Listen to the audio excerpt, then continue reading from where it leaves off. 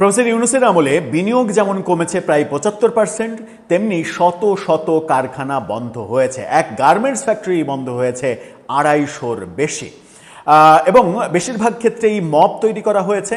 মালিকরা বলা হয়েছে যে আওয়ামীপন্থী, সেই কারণে মব তৈরি করে মালিকদের ভয় দেখানো হয়েছে। মালিকরা পালিয়েছে দেশ ছেড়ে কিংবা এলাকা ছেড়ে, কারখানা বন্ধ হয়ে গেছে, বিজনেস বন্ধ হয়ে গেছে এবং শ্রমিকরা বেকার হয়েছে। লক্ষ লক্ষ শ্রমিক বেকার হয়েছে প্রফেসর ইউনূসের আমলে, এই তথ্য আমরা জানি।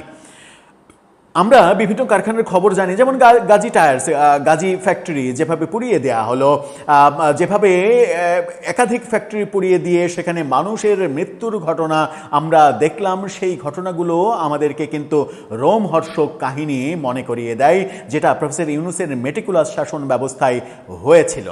সেগুলো কি এখনো থেমেছে?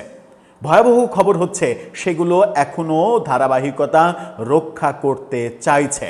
আমরা যখন প্রত্যাশা করছি যে সেই অন্ধকার যুগের অবসান হবে, একটা অন্ধকার যুগ ছিল আওয়ামী লীগের শাসনামল, তারা তাদের ভুলের জন্য তারা খেসারত দিয়েছে, তারা বিদায় নিয়েছে। কিন্তু সেই বিদায় নেওয়ার পরে ভালো শাসন ব্যবস্থার নামে প্রফেসর ইউনূস মূলত আমাদেরকে অন্ধকার যুগে নিয়ে গিয়েছিল। সেখান থেকে বাঁচার জন্য আমরা একটা নির্বাচনের মাধ্যমে একটা সরকার পেলাম।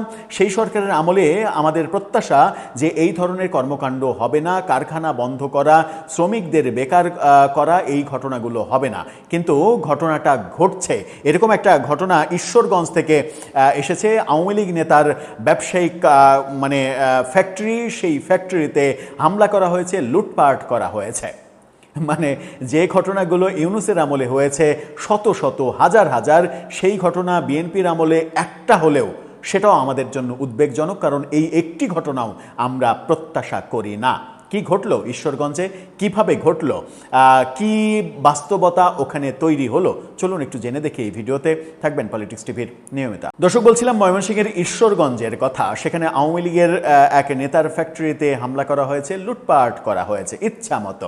মানে ওই যে 2024 সালের 5 আগস্ট যেভাবে গণভবন লুটপাট করা হয়েছিল, যার যা ইচ্ছা, এমনকি শেখ হাসিনার সেন্সিটিভ সব ড্রেস আপ নিয়েও উল্লাস করা হয়েছে, যেটা উচিত হয়নি। আপনি হাঁস নিয়ে যাচ্ছেন, আপনি বাসায় খাবেন, ঠিক আছে, পুকুরের মাছ নিয়ে যাচ্ছেন ধরে বাসায় খাবেন, ঠিক আছে, কিন্তু তাই বলে যে আপনি শেখ হাসিনা, যার বয়স 78-79 বছর, একজন বয়োবৃদ্ধ মানুষ, একজন মহিলা, তিনি যত খারাপ কাজই করুন না কেন, তার অন্তর্বাস নিয়ে আপনি উল্লাস করবেন, এটা মানবিক না।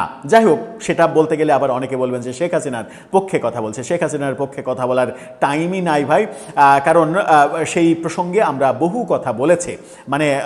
শেখ হাসিনার বিরুদ্ধে যারা আছেন তাদের ভুল নিয়ে সমালোচনা করা মানে যদি শেখ হাসিনার পক্ষে কথা বলা হয়, তাহলে সেটা ভিন্ন ব্যাখ্যা, তাহলে সেটা হয়তো কখনো কখনো বলতেও পারেন।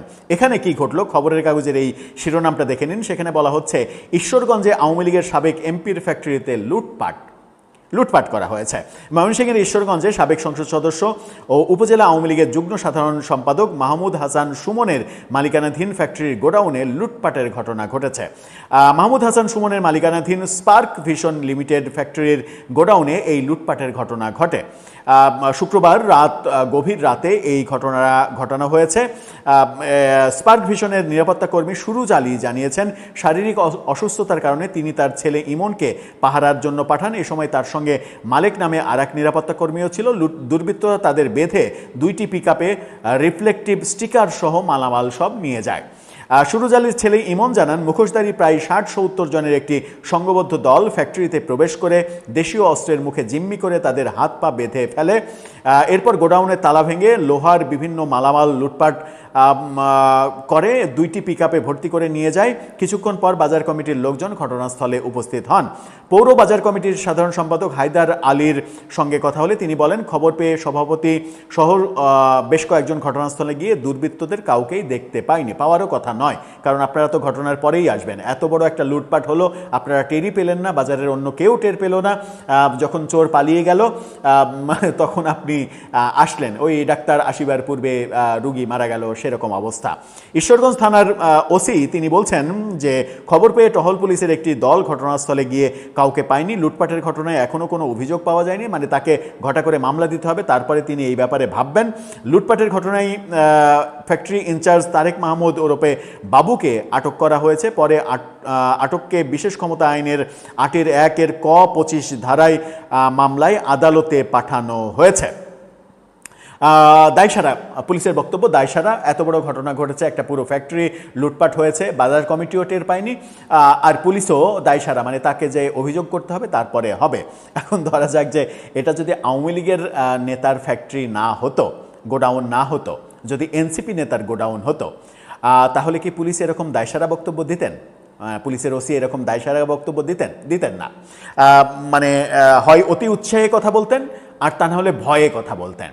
তো অতি উৎসাহ এবং ভয় কোনোটাই কিন্তু আমরা পুলিশের কাছে আশা করি না। পুলিশের কাছে আমরা আশা করি হচ্ছে ন্যায়সঙ্গত আচরণ, ন্যায়সঙ্গত পদক্ষেপ। একটা ঘটনা ঘটেছে, সেই ঘটনার যথাযথ কারণ অনুসন্ধান করে ব্যবস্থা গ্রহণ করা, সেটাই পুলিশের কাজ।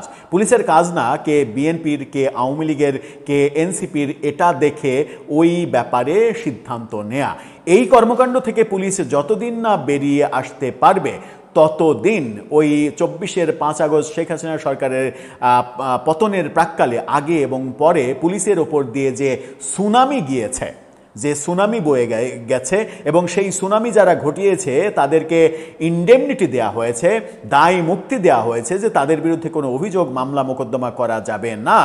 পুলিশের পরিণতি কিন্তু এরকমই বারবার হবে। সেই ঘটনা যেন আবার না ঘটে, সেই জন্য পুলিশের মাজা সোজা করতে হবে, মেরুদণ্ড শক্ত করতে হবে, এবং দল নিরপেক্ষ আচরণ করতে হবে। দর্শক, আপনার কি মনে হয়, পুলিশ এই ক্ষেত্রে যদি এনসিপির নেতার গোডাউন হতো, তাহলে ওই এলাকা একেবারে লণ্ডভণ্ড করে দিত না? আপনার মতামত জানিয়ে লিখতে পারেন আমাদের কমেন্ট।